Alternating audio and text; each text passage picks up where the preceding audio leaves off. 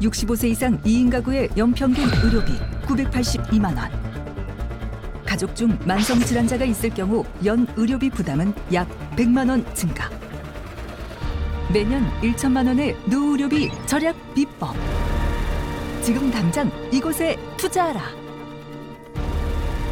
우리가 진짜 옛날부터 입버릇처럼 뭐 건강한 게 최고야 하는데 실제로 이제는 그걸 좀 체감하는 맞아요. 시기가 오잖아요. 실제로 한 통계에 따르면 지난 2019년도 기준으로요. 65세 이상 그 2인 부부 있죠. 그러니까 2인 가구의 평균 의료비가 얼마였는 줄 아세요? 얼마요? 연평균 의료비가 무려 982만 원이었대요. 1,000만 원에 육박하는 거예요? 그러니까 건강하기만 해도 우리는 1년에 1,000만 원씩 아낄 수 있다라는 뜻이 되기도 하는 거죠. 지금 저는 되게 다행이라고 생각한 게 저희 부모님이 다 건강하세요. 근데 그 자체만으로도 건강 적금이라고 얘기 되나요? 좋죠. 네, 그게 충분히 저는 됐다고 생각해서 여러모로 저는 요새는 감사하네요. 건강 적금이라는 표현이 너무 좋은 게요. 네. 제가 안 그래도 나이가 들수록 진짜 꼭 이런 재테크를 해야 된다라고 오늘 여러분들한테 꼭 알려드리고 싶었거든요. 우리가 노후 의료비 1,000만 원씩 아낄 수 있는 방법, 알아두면 돈이 될 수 있는 건강 재테크의 투자 종목을 좀 알려드리려고요. 투자 종목이요? 하이리스크도 아니고 꼭 필요하고 알아두면 반드시 더 큰 돈이 될 수 있는 건강 재테크 투자 종목이 근육이에요. 이해 가시죠? 네. 근육 때문에 또 고민이 많은 전학생이 있다고 해서 우리 함께 수업하려고 하거든요. 네. 자, 오늘도 전학생 먼저 불러볼게요. 전학생 나와주세요. 들어와. 얘들아 안녕. 오랜만이야. 1985년에 아나운서로 데뷔해 거침없는 입담으로 방송가를 종횡무진하는 원조 아나테이너 윤영미. 그녀가 장수부를 찾은 이유는 아니 내가 나이 드니까 자꾸 근육이 빠지는 거야.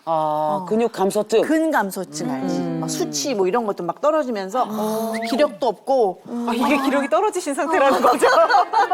야, 지금 기를 모아서 내가 지금 하는 것이고 아무튼 그 기력은 바로 근육 건강에서 나오는 게 아니죠. 오늘 좀 뭔가 확실하게 배워서 더 좀 에너지를 내가 몰아볼까 해서. 잘했어. 진짜 정말 씩씩하다.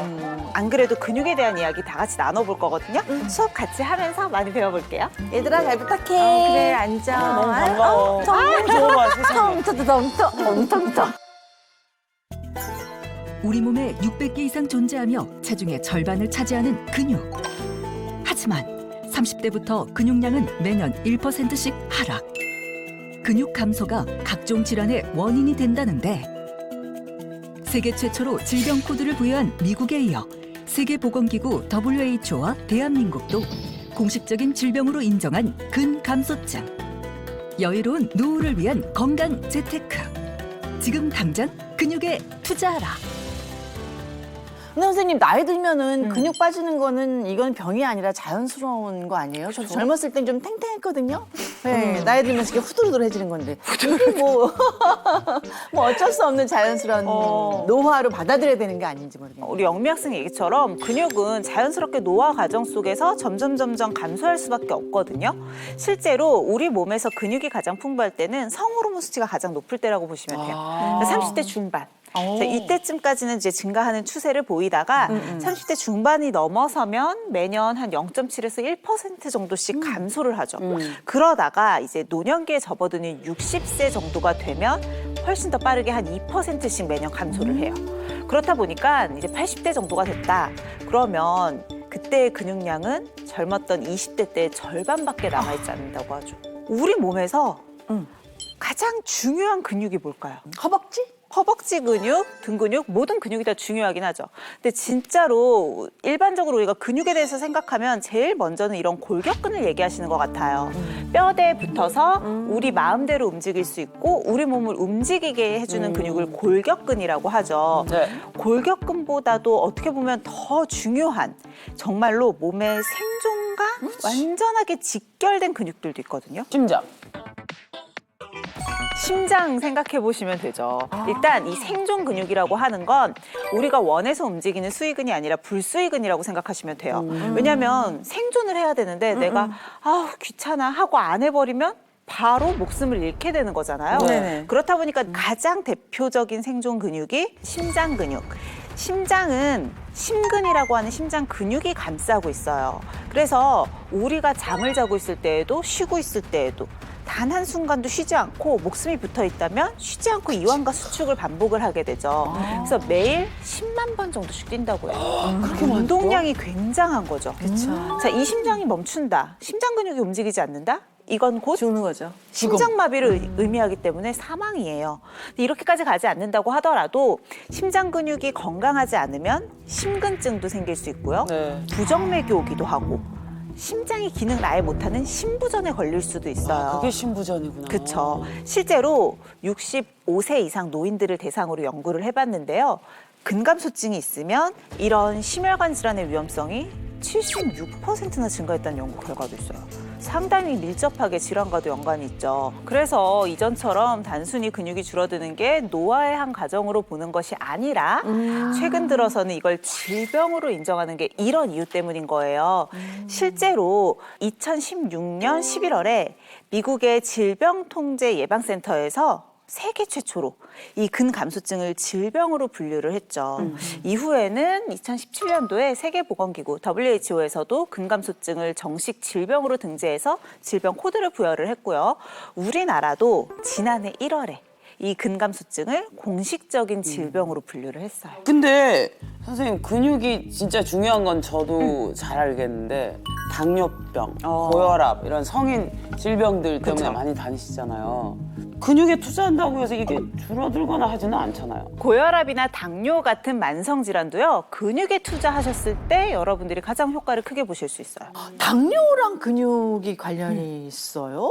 그렇죠. 조금 의외죠. 근육은 보통 우리가 계속 외적인 부분만 생각을 많이 하시는데 일단 고혈압과의 연관성부터 좀 설명을 드릴게요. 혈액이 우리 몸을 잘 돌려면 뭐가 필요하죠?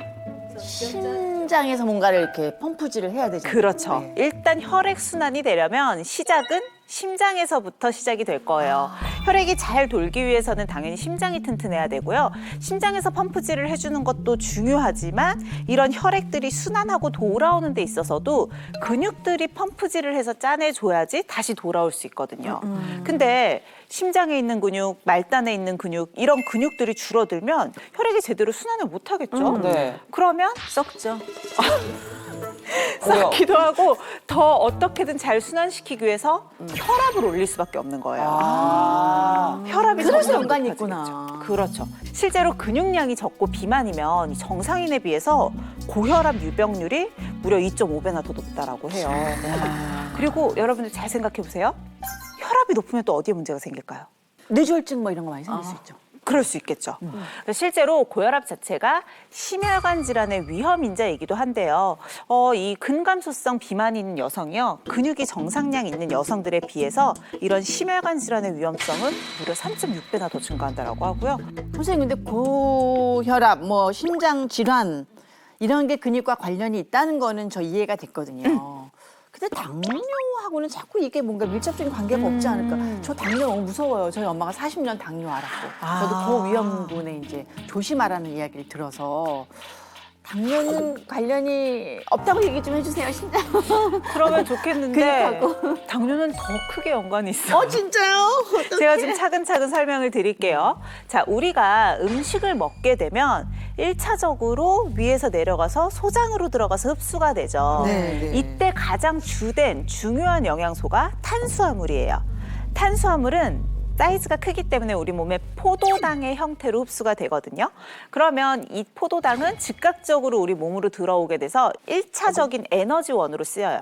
우리 몸에서 가장 잘 이용할 수 있는 에너지원이죠. 그래서 이 근감소성 비만이 있는 60세 이상의 성인이 그렇지 않은 사람보다 당뇨병의 발생 위험도 3.3배 높다고 해요. 그래서 이 당뇨 환자분들한테는 일단은 유산소 운동도 하라고는 해요. 왜냐하면 즉각적으로 유산소 운동할 때 근육이 포도당을 태워내니까. 하지만 기본적으로는 근육량을 늘려야 되기 때문에 반드시 근력 운동을 병행하라고 하죠. 저는 그냥 근육 하면은 뭐 보기 좋고 또 뭐 이렇게 기력 이런 거하고만 그쵸. 상관이 있는 줄 알았는데 건강에 그냥 굉장히 핵심이네요. 진짜 우리가 통장만 채울 게 아니라 근육을 채워야 되겠어요. 그래서 오늘 특히나 이 근육에 대해서 더 열심히 배워야 할 것 같아요. 이번 시간에는요, 근육 부족으로 건강이 무너졌다고 하는 또 휴학생의 사연이 있어서 함께 영상으로 만나볼게요. 가을이 코앞으로 다가온 어느 날 오늘의 휴학생을 만나러 왔습니다. 계단에 주저앉아 있는 휴학생. 고통에 찌든 얼굴로 온몸을 두드리고 있는데요. 대체 그녀에게 무슨 사연이 있는 걸까요? 안녕하세요. 저는 올해 66세 송두순이라고 합니다. 그 암을 3번을 겪었어요. 유방암 1번, 갑상선암 2번. 세상에나. 3번씩이나. 첫 번째 갑상선암은 1998년도에 한 번 왔고, 또 8년 만에 재발해서 2006년도에 한 번 왔고, 또 이제 유방암은 작년에 왔었어요. 작년 8월 달에. 그래서 좀 수술하고 아직도 치료 중이에요. 한 번도 힘들다는 암을 무려 3번이나 겪으며 20여 년 이상 고통과 싸워야 했다는 휴학생. 대체 그녀에게 왜 이런 시련이 온 걸까요? 첫째는 이제 몸도 힘들었지만 스트레스로 많이 오고, 또 남편도 별로 그렇게 능력이 없었어요. 없고, 뭐 건설회사에 이렇게 일용직으로 이렇게 나가는데 아우 안 하려고 그래요. 그리고 좀 게을러요. 또 이제 이렇게 장사를 하다 보니까 새벽같이 나갔다가 저녁 늦게 들어오고 하니까 애들이 삐뚤어져 나가더라고요. 사춘기로. 근데 애들이 잘못되니까 이거는 뭐 하늘이 무너지더라고요. 삶이 고통이다, 정말. 그러니까. 고된 일상과 극심한 스트레스. 결국 그녀는 42살의 젊은 나이에 갑상선암 환자가 되었습니다. 엄청나게 힘들었어요. 우울증이 오고 그냥 죽고 싶고, 염증에 3년이 가서 염증이 생겨서.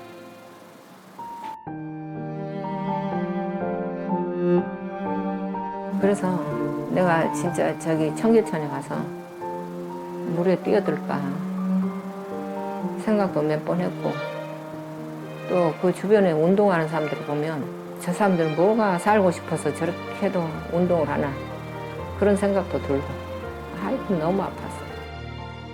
이 갑상선 암 자체는 중증도가 크지 않다라고 하지만 호르몬 기간이라 굉장히 피곤하고 힘들어요. 네. 집으로 가는 길. 휴학생이 계단을 내려오는데요. 어딘가 불편해 보입니다. 무릎 때문에 그러시나? 힘이 없어 지금. 그러게요. 관절에도 좀 불편감이 있으신 것 같죠. 골다공증과 퇴행성 관절염 때문인데요. 그 무릎이 아프니까 그 계단을 바로 못 내려가요. 뒤로 잡고 내려가고, 또 내리막길도 못 내려오고. 그렇게 지금 무릎이 그 정도로 좀 안 좋아요. 그래서 근데 여기까지 아프면 이제 막 전체도 아프는데, 아우 이게 뭐 살아야 되나 싶고, 진짜 왜 이렇게도 평생을 내가 질병 속에서 살아야 되나 싶어요. 하루라도 질병에서 해방되고 싶다는 휴학생. 그녀의 일상을 들여다보기로 했습니다. 집에 오자마자 소파로 앉는 그녀. 그대로 누워 잠이 드는데요. 아, 예. 아유, 항시 이렇게 피곤해. 항시 뭐, 어깨, 허리, 무릎, 막 근육도 아프고. 그러니까 삶에 활력소가 없어져. 힘이 없다 보니까 맨날 누워서 TV도 봐야 되고 누워서 생활을 많이 해요. 실제로 휴학생은 하루의 대부분을 누워서 보냈는데요. 그럼 점점 또 근육이 빠질 거 아니에요? 그렇죠. 한참 만에 침대에서 일어나는 그녀. 더운지 옷을 벗습니다. 어머, 파스야. 근육 통증들 때문에 파스를 이렇게 붙인 것 같아. 아유, 근육 하나도 없으시네. 심지어 다리에도 파스가 한가득. 이렇게 온몸이 아파요. 아파서 이 파스를 이렇게 날마다 붙여야지 그나마 조금 괜찮아져요. 이 붙이는 것도 일이에요. 관절만 붙이는 게 아니라 전신에 좀 파스를 붙였어요. 내가 이렇게 조금만 움직여도 이렇게 막 육신이, 삭신이 쑤셔요. 쑤시니까 내가 이 파스에 의지하고 이 파스를 붙이면 당분간은 좀 괜찮아져요. 그러니까 내가 이 파스에 의지를 하고 늘 이거 붙일 수밖에 없어요. 안 붙이면 아프니까. 저게 근본 치료가 아닌데, 그죠? 그렇죠. 근데 아프니까. 다 지금 허벅지 아치 가느신 거죠? 엄청 가느세요. 아. 늦은 오후. 늦은 점심 식사를 챙기려나 본데요. 어머. 숭늉하고 간장이야. 한눈에 봐도 암을 겪은 휴학생에겐 너무나 부실해 보이는 식사. 그런데 어머, 지금 이것도 이거 뭐 삼키는 안 것도 삼키는 힘드시네. 능력도 지금 힘드신 거야.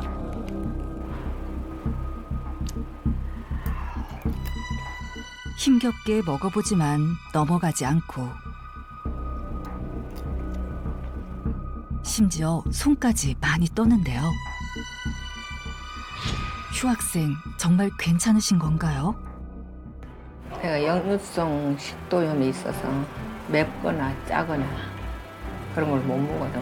그래서 내가 단촐하게 이렇게 간장이나 뭐 그냥 이런 걸로 갖고 간단하게 그냥 먹어요. 그 식도염 때문에 여기가 그 좁아져 있는 것 같고 생각해. 그리고 이제 또 갑상선 암을 이렇게 2번이나 했기 때문에 그냥 어떻게 할 수가 없어요. 딱 막아버리면. 그럼 나 혼자 막 이렇게 해서 그냥 이렇게 하면 이제 살짝 여기서 이제 조금 저기가 떨어져요. 저도 식사하시는 모습 봤는데 이렇게 손이 떨리더라고요. 예, 인지 기능이 떨어져서 이게 손이 이렇게 떨리고 글씨도 쓰려면 막 이렇게 떨려요. 그래서 약을 지금 현재 먹고 있는데도 별로 개선이 안 되네. 별게 다 하여튼 나한테 있어. 아휴, 약도 이거 하도 많아서.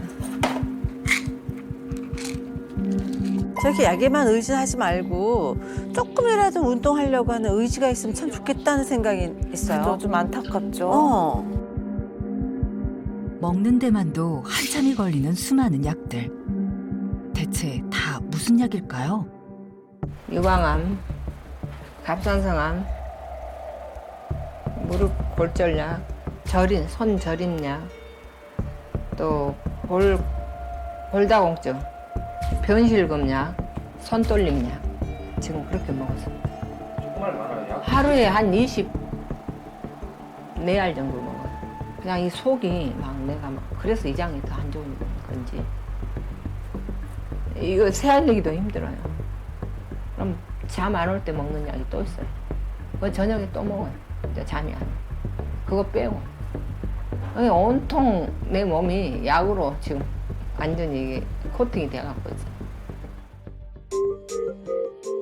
대체 휴학생의 건강 상태는 어느 정도일까? 정확한 상태를 알기 위해 병원을 찾았습니다. 과연 그녀를 괴롭히는 수많은 질병의 근본 원인을 이번에는 찾을 수 있을까요? 네, 지금 제 상태를 보니까 혈당 수치가 127로 조금 높으시고, 네, 지금 앓고 계신 여러 가지 관절염, 역류성 식도염 이런 모든 것이 근 감소와 매우 밀접한 관련이 있다고 보겠습니다. 원인은 근육 감소? 예, 앞으로 근육량을 키우지 않으면은 관절염은 점점 심해질 것이고 암은 아무리 수술해도 재발할 위험이 높다고 볼 수 있습니다. 역류성 식도염도 수술을 해도 근육이 받쳐주지 않으면은 계속 재발할 위험이 있다고 보겠습니다. 앞으로 근육을 반드시 키우시기 위해선 운동밖에는 방법이 없고요. 단백질 섭취를 계속 늘리면서 운동요법을 해야지 건강해질 것 같습니다. 네. 네, 근력이 얼마나 중요하다는 걸 내가 깨달았어요. 그리고 모든 병의 원인이 이 근감소증이에요. 그래서 이 근감소증을 없게 하기 위해서는 운동을 꾸준히 해서 근력을 높여야 할 것 같아요. 지금 오늘 들어보니까 그게 뼈저리가 느껴져요. 이 휴학생의 일상이 오늘은 또 특히나 많이들 걱정하면서 보셨던 것 같아요. 좀 어떻게 보셨어요? 지금 저희 어머님이 지금 겪고 계신 걸 다 제가 보는 듯해서 근데 또 옆에서 지켜보는 사람도 되게 가슴 아프거든요. 같이 힘들죠. 그래서 제가 오늘 느꼈어요. 저분이 깨달은 것처럼 어머님 스스로는 하기 힘들어 하시더라고요. 그래서 오늘부터 내가 조금씩 근육 그 운동을 함께 시켜드려야 되겠다. 도와주면 더 좋죠. 예, 그 마음을 먹었어요, 제가. 음식도 좀 챙겨드려, 석정아. 저분 아까 숭늉에다 간장 드시는데 저렇게 드셔가지고 우리 힘이 동생하고 나겠나 제가 싶어. 번갈아서 해드려요. 근데 이게 원래 잘 드시던 분이거든요. 근데 근육이 빠지면서 먹는 걸 이제 힘들어하시고 맛도 없어지고 막 이게 한꺼번에 오더라고요. 사실 진짜 정확하게 얘기하신 게요. 이 식사를 못 하시는 것도 근 감소의 주 원인이 되기도 하고 또 근육 감소가 입맛이 더더군다나 없게 만들고 이것도 악순환인 거예요. 그리고 삼키는 것도 힘들어 하신단 말이에요. 그럼요. 그것도 근육의 일이다 보니까요. 그러니까 역류성 식도염도 아마 그 근육하고 연관이 있는 거죠. 맞아요. 우리 몸에서 단백질이 부족하면 계속 근육을 뺏어 쓰게 돼요. 근육을 녹여서 그 필요한 단백질을 채우려고 하다 보니까 지금 제일 좀 시급한 문제 중에 하나가 그런 식단의 규정인 거죠. 사실 좀 더 걱정되는 부분은 뭐냐면 아까 삼킴장애가 동반이 되는 경우가 많아요. 우리가 음식을 먹을 때 잘 생각해 보면 일단 씹는 것도 저작근이라고 하는 근육의 작용으로 하게 되고 음식을 삼키는 데 있어서도 이 인후두부 쪽부터 식도까지 모든 근육들이 조화롭게 움직여야지만 가능한 일이거든요. 그런데 이 근육의 힘이 약해지게 되면 삼킴을 조화롭게 하지를 못하시는 거예요. 그러니까 음식을 먹어도 삼키지 못하고 계속 흐른다든지 아니면 나는 음식을 삼킨다고 삼켰는데 계속 기도로 넘어가게 되죠. 이걸 우리가 삼킴 장애라고 이야기를 하고요. 실제로 65세 이상 노인 3명 중에 1명이 이 삼킴 장애를 가지고 있다라고 해요. 그만큼 이제 근육량이 노인분들이 많이 떨어지신다고 볼 수도 있는 그러니까 거예요. 나이가 들면 들수록 식사하다가 살에 걸리는 경우가 있잖아요. 맞아. 그것도 한 예인 것 같아요. 정확한 이에요, 그게. 근데 굉장히 그리고 숟가락, 젓가락 계속 떨어뜨리세요. 힘이 없어요. 방금 전에 휴학생도 계속 이렇게 떨었잖아요. 근데 지금 우리 휴학생 보니까 처음에 건강을 무너뜨린 게 암이었잖아요. 그것도 한 번도 아니고. 그렇죠. 근데 저도 생각해 보니까 우리 엄마도 자궁암이었는데 그 수술하고 뭐 이러면서부터 급격하게 건강이 악화가 되면서 이러저러한 병들이 같이 왔거든요. 맞아요. 그렇다면은 이 암도 혹시 근육하고도 좀 이 관련이 있지 않을까 면역력. 하는 생각이 들어요. 맞아요. 암 환자분들 같은 경우는 실제적으로 이 암 환자분들에게서 근감소증 유병률이 좀 높은 편이거든요. 암의 종류에 따라서 다르기는 하지만 치료자 암 환자 중에서 근감소증 유병률이 15%에서 많게는 74%에 달한다고 알려져 있어요. 그러니까 굉장히 밀접하게 연관이 있고 원인은 여러 가지로 분석을 하고 있어요. 일단은 첫 번째로 암이 생기게 되면 암은 굉장히 빠르게 증식을 하다 보니까 내 몸 자체는 체중이 많이 빠져요. 그래서 암이 생기면서 체중이 빠질 때는 살만 빠지는 게 아니라 그때 근육이 같이 많이 감소를 하게 되고요. 이 암세포가 사이토카인이라고 하는 염증을 매개하는 물질을 많이 내뿜게 되는데 이게 또 근육이 줄어드는데 한몫을 하죠.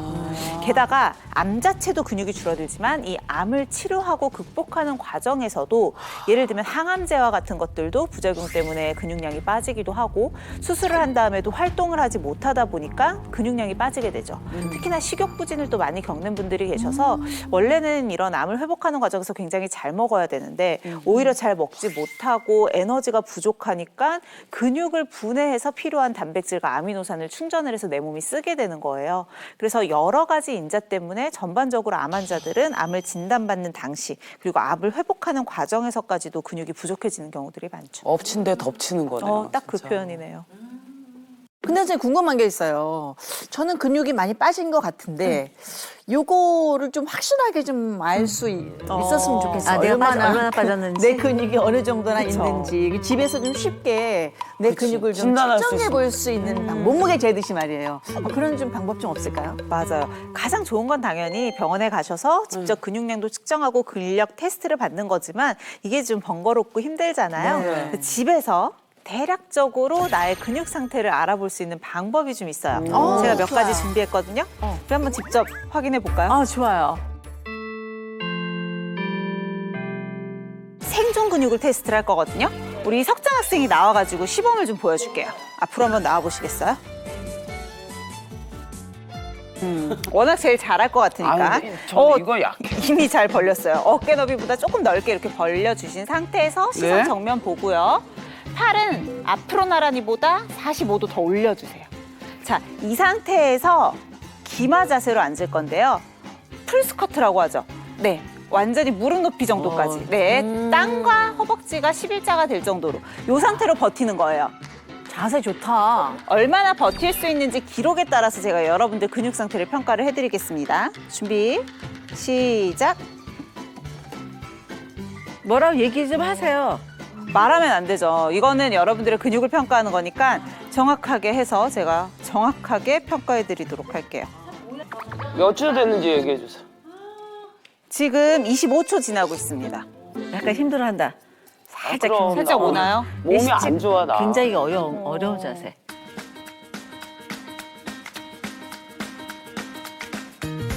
일 분 지났어요. 자, 이 정도면 최고 점수 드릴게요. 네. 감사합니다. 우리 영미 학생 한번 또 볼까요? 자세가 자세가 되게 중요하네. 저는 진짜 운동을 거의 안 한 사람이라 준비, 시작. 이제 네, 자세. 이게 뭐라고 긴장되네. 처음이야 이런 거. 아 진짜? 요즘 이렇게 핸드폰에 다 스탑워치 기능이 있으니까 확인 한 번씩만 해보시면 되죠. 20초 넘어가고 있어요. 못하겠어. 제가 너무 놀라서 살짝 늦게 쳐서 23초. 더 할 수 있는데. 뒤에서 누구 몸 풀고 있어요? 제일 무서워요. 챔피언처럼 몸을 풀고 계시는 아니, 난 분이 춤을 줘야지 이런 거 안 좋아요. 난 좋아요. 빨리 할게요, 빨리. 잘하실 것 같아요. 바로 자세 하실 수 힘들다. 있죠? 아, 네. 자세. 잠깐만요. 천천히. 너무 급하게 하지 마세요. 시작.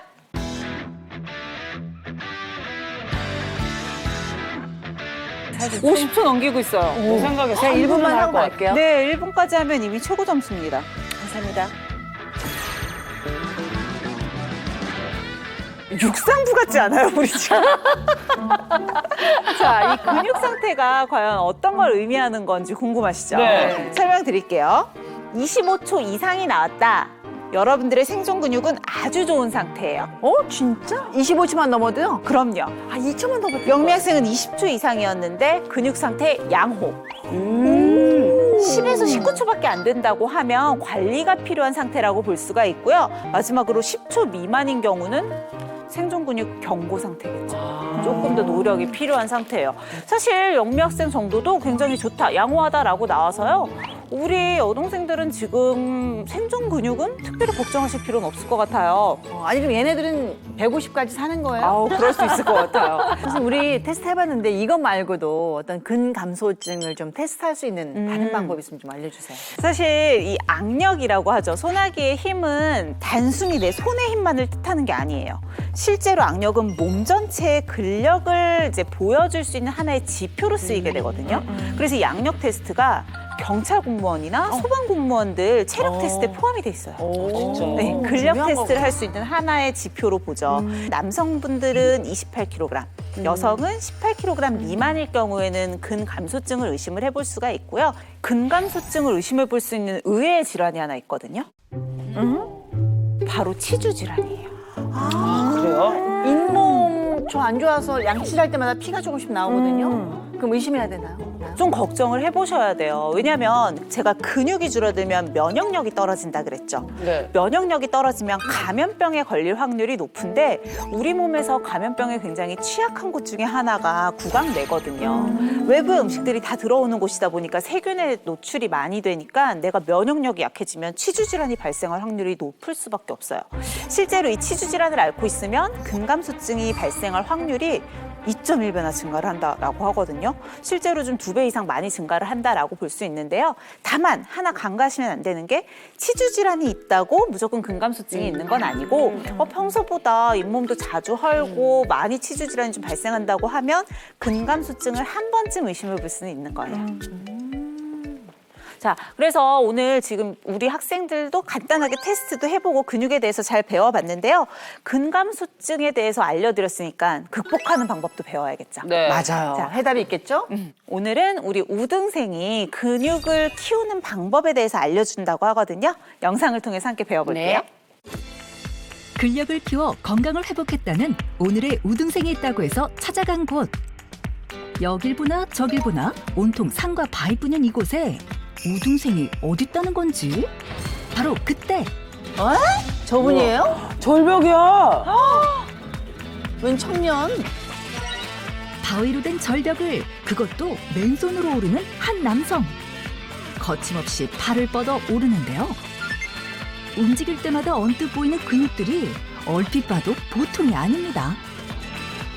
클라이밍을 46년 했는데 클라이밍을 함으로써 생긴 근육이에요. 나이에 걸맞지 않게 근육이 좀 많이 발달돼 있다고 하더라고요. 이 몸매가 71살의 몸이라니 믿기지 않습니다. 그렇다면 이분이 오늘의 우등생일까요? 대박이다. 근데 몸이 진짜 적지 않으세요? 말도 안 돼. 몸이 이소룡이셔. 그때 21세기 타잔 못지않은 솜씨로 절벽을 오르는 또 다른 여성 발견. 여성분이요? 왜 여성분인데? 어머, 나이가 드셨어. 대박이다. 와. 클라이밍을 통해서 건강을 되찾은 66세 이지민입니다. 김영기 씨의 아내 이지민 씨입니다. 제가 이제 55세 때 그 유방암에 걸렸었어요. 그래가지고 유방암이라고 진단을 받았을 때는 진짜 하늘이 캄캄하더라고요. 항암 맞을 때 엄청 힘들었죠. 막 머리 빠지지, 이 발톱, 손톱 다 빠지지, 근육이 뒤틀리지. 그래가지고 세상을 살 것인지 아니면 죽을 것인지 그 갈림길에 놓여 있더라고요. 항암 맞을 때. 진짜 항암 맞으면 너무 고통이 심하거든요. 장기간 항암 치료로 고통의 나날을 보냈던 우등생. 활동량이 줄어들자 몸의 근력마저 줄어들었다는데요. 그 암이라는 게 뭐 요즘 대부분이 치료가 많이 되지만은 그것도 남의 일이고 남의 생각이고 막상 이제 우리 집에서 그런 병을 얻으니까 굉장히 절망적이고 힘들더라고요. 하지만은 결국 이제 운동을 해야 이게 극복할 수 있다는 개념을 가지고 계속 이제 저 하는 이제 클라이밍을 같이 데리고 다니고 최소한 워킹이라도 하고 해서 계속 제가 데리고 다녔죠. 처음엔 남편의 권유에도 차마 절벽에 오를 용기가 나지 않았다는 아내. 하지만 인내감을 가지고 기다려준 남편 덕분에 지금은 암 전이 없이 건강한 삶을 되찾았답니다. 산에 가서 또 나무를 타셔. 와, 대박. 우와. 이전보다 더 건강해지셨을 거예요. 그러니까요. 또 전보다 더 건강한 몸매도 갖게 됐다고요. 아무 생각 없이 오로지 저기만 올라가야 되겠다. 정신적으로. 그러니까 힘들게 하니까 이게 붙지가 않고 혈액순환이 잘 되더라고요. 그래서 이제 그때부터 이게 참 좋구나. 그래가지고 그때부터 하기 시작했어요. 그 후로 꾸준히 근력을 키우고 있다는 부부. 아니 그냥 걷고 뛰는 것도 힘든데 그러니까요. 저 바위산 올라가는 거는 진짜 너무 대단한 일이다.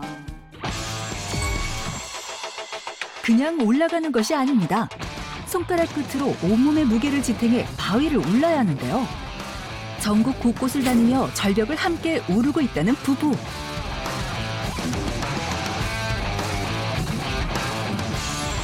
운동과 함께 건강관리를 해주다 보니 노년의 나이에도 탄탄한 몸매를 갖게 됐다는 부부.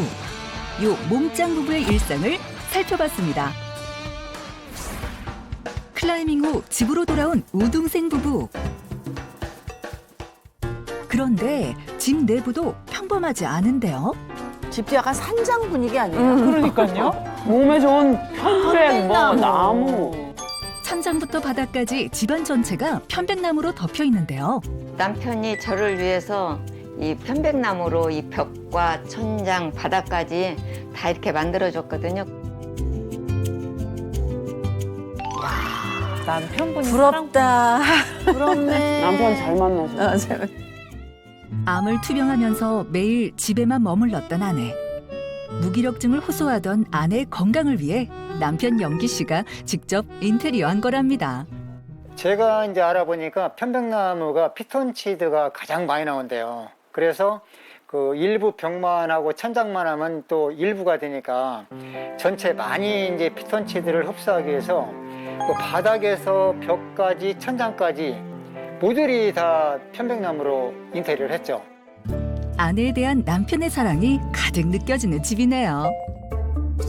집에서도 또다시 운동을 하고 있는 듯한 부부. 수건을 사용한 이 운동은 어떤 운동이죠?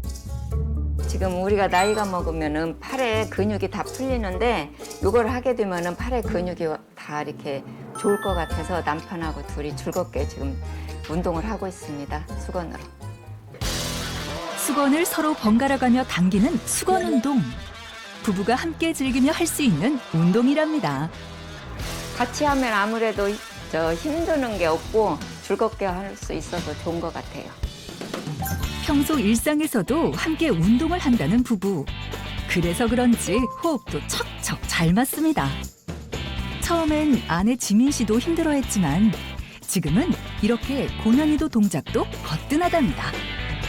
심지어 젊은 사람도 하기 힘들다는 턱걸이를 손가락만 걸쳐놓고도 가뿐하게 하는 우등생. 다시 봐도 60, 70대 노년 부부의 일상이라기엔 놀랍습니다. 어느덧 저녁 시간. 근력 부자 우등생 부부의 식탁에는 어떤 요리가 올라올까요? 아, 오늘 메뉴는 소고기와 달걀인가 봅니다. 특별한 조리 없이 소금과 후추만으로 완성되는 소고기 스테이크. 평소 남편이 즐겨 먹는다는데요.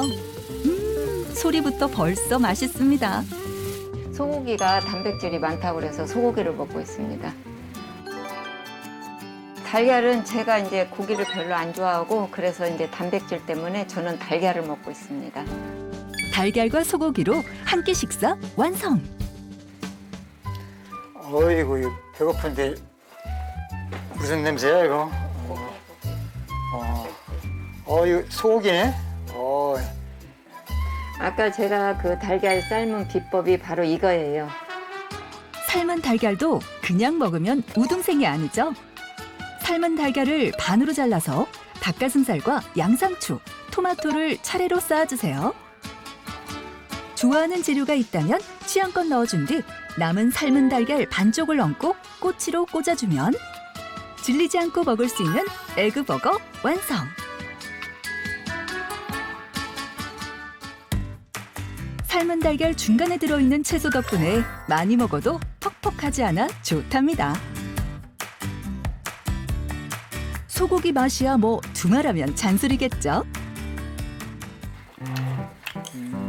맛있어? 운동하는 사람은 단백질을 많이 먹여야 돼. 취향에 따라 남편은 소고기를, 아내는 삶은 달걀을. 매 끼니 단백질을 꼭 챙겨 먹는다는 부부. 자꾸 근육이 모자라면 자꾸 없어지거든. 그나마 고기는 이제 단백질 음료를 많이 먹어야 이제 그나마 좀 유지를 하는 거지. 아유, 잘 먹었다. 식사를 마친 후 뭔가를 가져오는 아내. 한 잔 더 먹어야지. 건강한 몸매 유지를 위해 부부가 매일 챙긴다는 이것. 제가 이제 그 운동으로만 해서는 이게 이 근육이 안 생기더라고요. 그래서 이제 이 산양류 단백질과 같이 먹으니까 좋은 것 같아요. 부족한 하루 단백질 섭취량을 산양류 단백질로 채워준답니다. 운동도 중요하지만은 체력을 유지하는 것이 굉장히 중요하다 그러네요. 자 오늘 수고했어.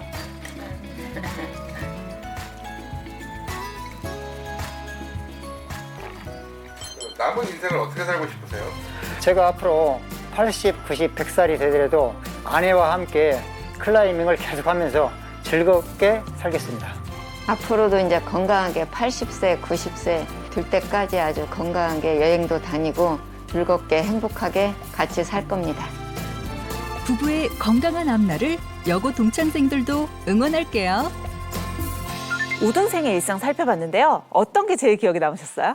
나이에 비해서 아까도 말했듯이 100살까지라도 자기는 부부가 함께 동반해서 운동하고 싶다는 네. 그 말이 저한테 굉장히 강하게 꽂혔어요. 네. 두 분을 봤잖아요. 휴학생하고 우리 우동생을. 근데 너무 비교가 되는 거예요. 연세도 비슷하시고 암도 이렇게 겪으신 것도 비슷한데 너무 이게 삶의 어떤 퀄리티가 다른 모습을 보면서 근육에 투자해서 건강 재테크에 올인해야 되겠다. 뭐 이런 오늘 생각이 많이 드네요. 그럼 바로 암벽 등반? 우리 동네 암벽 한번 찾아봐야 되겠는데. 우리 우등생이 또 단백질을 섭취하기 위해서 선택을 한 게 소고기와 달걀이었어요. 네. 이 두 음식은 공통점이 좀 많아요. 둘 다 단백질? 그렇죠. 고단백 식품이라는 거.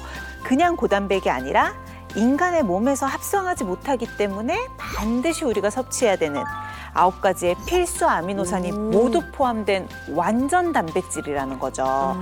사실 단백질 중에서도 달걀이 저렴하고 간편하게 이용할 수 있는 완전 단백질이잖아요. 네. 그래서 굉장히 좋은데 다만 고지혈증이 있거나 특히나 나쁜 콜레스테롤이라고 하는 LDL 콜레스테롤 수치가 좀 높다고 하면 이 노른자까지 너무 많이 드시는 건 안 좋고요. 노른자는 하루에 한두 개 정도 이렇게 섭취를 하시면 더 좋을 것 같아요.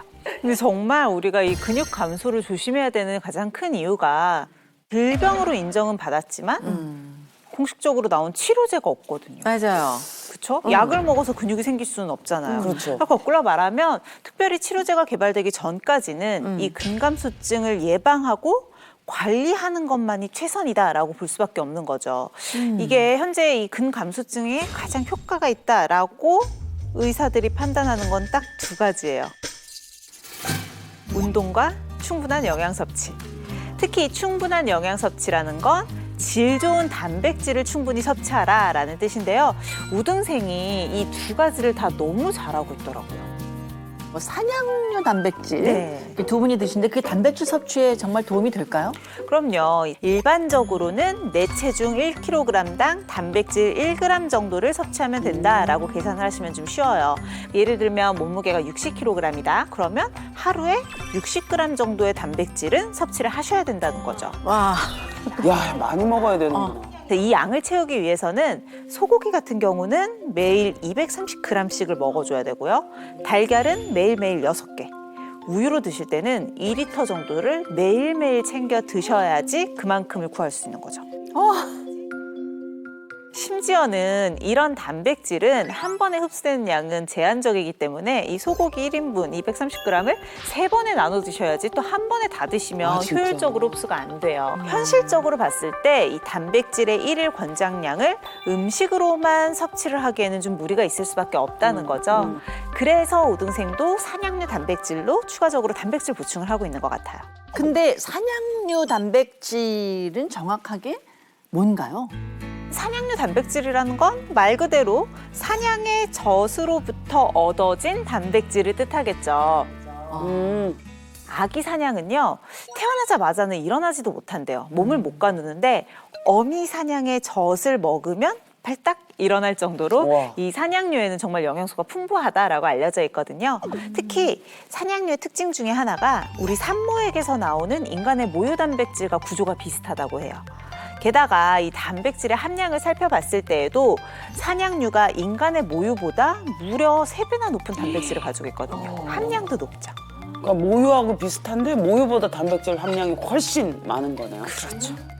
근데 전 걱정이 있는 게 우유 마시면은 조금 좀 많이 마시잖아 양을. 그럼 속이 더부룩하면서 뭐 설사하거나 뭐 이렇게 좀 안 받는 것 같은 느낌 있거든요. 실제로 우유를 먹고 유당불내증이 있어서 속이 불편하다 하시는 분들도 있지만 유당불내증이 없다고 해도 전반적으로 우유를 먹으면 속이 좀 더부룩한 이유가 있어요.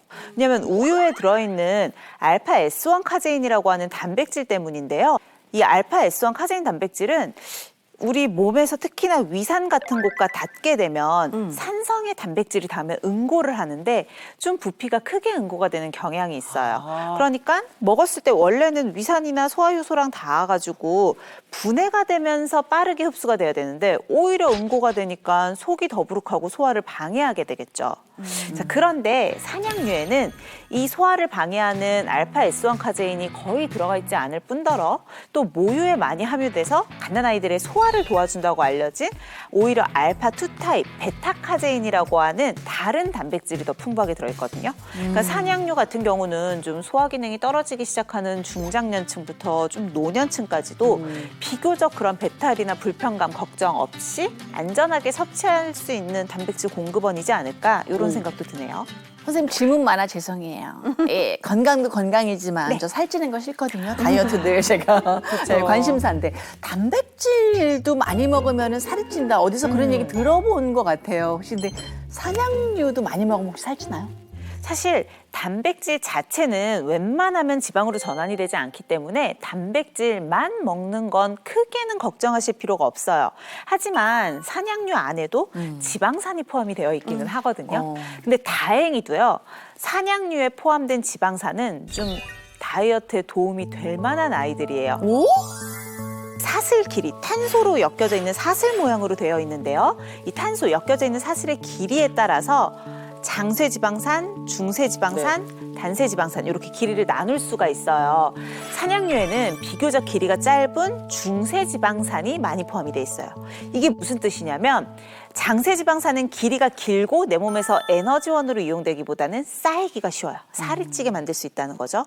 하지만 중쇄지방산은 길이가 짧다 보니까 이렇게 쌓이는 것보다는 에너지로 잘 전환을 시켜줘요.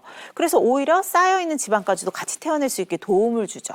자, 이 지방산 설명이 조금 어려운 것 같아서 제가 모형으로 이렇게 가지고 왔어요. 보면 하얀 스티로폼이 탄소라고 생각하시면 돼요. 딱 봐도 탄소의 구조와 길이가 긴 것이 장쇄지방산이겠죠? 네. 길이가 비교적 짧은 게 중쇄지방산이라고 보시면 돼요. 자, 그리고 제가 이렇게 준비한 노란색 스티로폼이 지방인 거예요. 자, 일단 장쇄지방산은 이렇게 구조가 기니까요. 중성지방이 주변에 많다. 어휴. 이렇게 잘 붙네. 함께 붙으려고 하는 구조가 크다 보니까 중성지방이 쉽게 쌓이게 되겠죠. 그러네요. 이렇게 또 쉽게 쌓이고 크면 바로바로 에너지로 전환이 되기보다는 이렇게 저장하려고 하는 거예요. 하지만 중쇄지방산 같은 경우는 길이가 짧잖아요. 그래서 달라붙는다고 해도 몇 개 붙지도 않고 얘네들은 에너지원으로 바로바로 이용을 할 수가 있어요. 그래서 산양류에는 이런 중쇄지방산이 풍부하니까 많이 먹는다고 살찔 걱정은 좀 덜 하셔도 되겠죠. 아, 그렇구나. 이 지방이 살에만 쌓이는 게 아니라 우리가 수업하면서 이제 혈관에도 많이 쌓인다고 얘기하셨잖아요. 그러면 산양류에 있는 이 지방이 중쇄지방이 이 혈관 안에 있는 이 지방들에 대해서도 좀 어떻게 좋은 작용을 할까요? 혈관에도 산양류 단백질이 좋은 역할을 하는데요. 중쇄지방산 때문은 아니고 산양류 단백질 자체의 특징을 좀 보시면 돼요. 실제로 산양류 단백질이 착한 콜레스테롤이라고도 하는 HDL 콜레스테롤은 높여주고요. 나쁜 지방은 주로 LDL 콜레스테롤이거든요.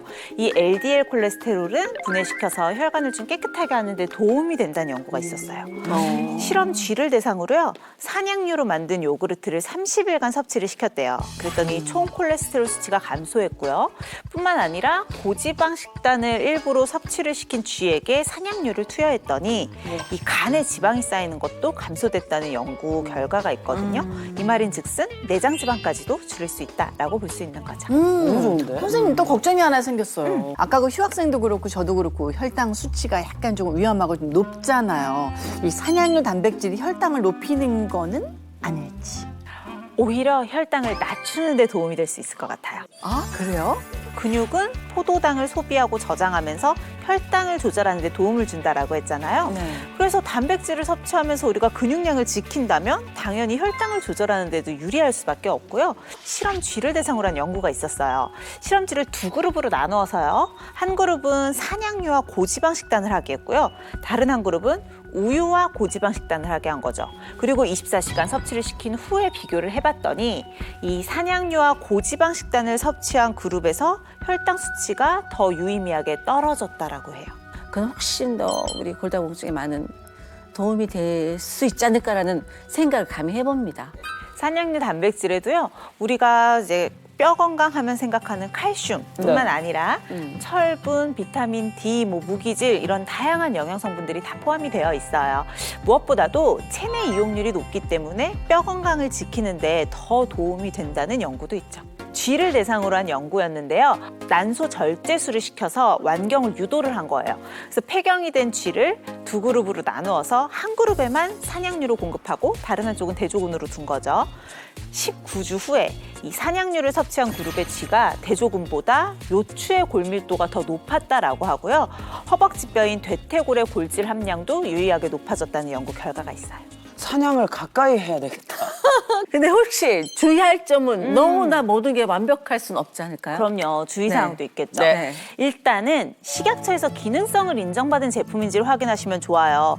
단백질인데 무슨 식약처 인정이 필요해? 라고 생각하시겠지만 실제로 단백질의 질을 평가하는 아미노산 스코어가 한 85점 이상 돼야지 건강기능식품으로 인정을 해주거든요. 그 말인 즉슨 식약처에서 건강기능성을 인정받은 제품은 이미 이 단백질의 질이 보장됐다라고 볼 수 있는 거예요. 그래서 조금 더 여러분들이 안심하고 드실 수가 있고요. 단백질의 하루 권장량은 이제 본인의 체중 따라 있겠지만 다 이걸로 채우시기보다는 드실 때는 한 20-30g 정도를 여러분들이 섭취를 한 번에 하시면 적당하실 것 같아요. 마지막으로 신장 질환이 있으신 분들은 단백질을 과도하게 섭취하면 대사 과정 중에서 신장에 무리가 갈 수 있거든요. 그래서 이런 분들은 전문의와 상의 후에 섭취 여부를 결정하시는 게 좋겠죠. 오늘 수업 여기까지 할게요. 감사합니다. 전체 인사하자. 감사합니다, 선생님. 수고하셨어요.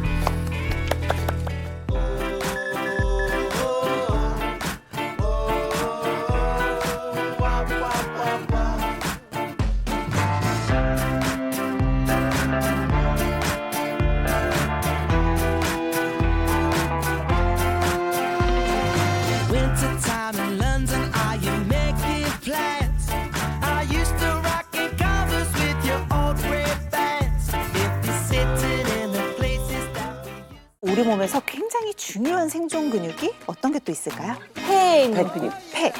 그러니까 우리가 호흡을 할 때 제일 중요한 기관이 폐잖아요. 네. 근데 이 폐는 심장처럼 근육으로 쌓여져 있지가 않아요. 다른 근육들이 흉곽을 움직여주는 거예요. 압력 차이 때문에 우리가 하고 빨아들이거나 내뿜을 수가 있게 되는 거죠. 이 폐가 수축과 이완을 할 수 있도록 도와주는 근육들이 한 20여 가지 정도가 있고 이걸 모두 합쳐서 호흡근이라고 이야기하죠. 채널 A